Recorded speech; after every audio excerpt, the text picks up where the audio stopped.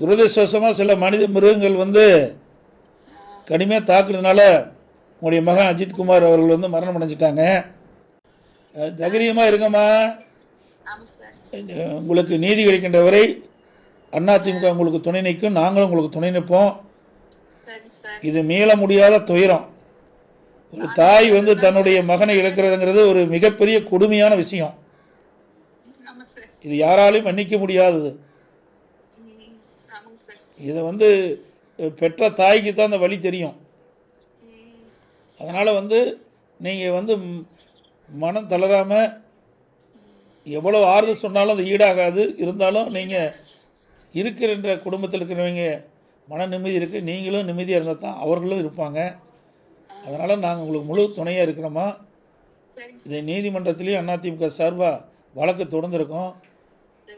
நீதிமன்றத்தின் மூலமாக நீதி நிலநாட்டப்படும்.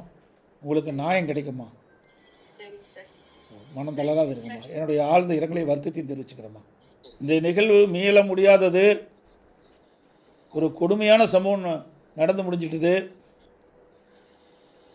உன்னுடைய அண்ணன் இறப்புக்கு யாரெல்லாம் காரணமோ அவர்கள் தண்டிக்கப்படுகின்ற வரை அதிமுக உங்களுக்கு துணை நிற்கும். நீதிமன்றத்தின் மூலமாக நீதி நிலைநாட்டப்படும்.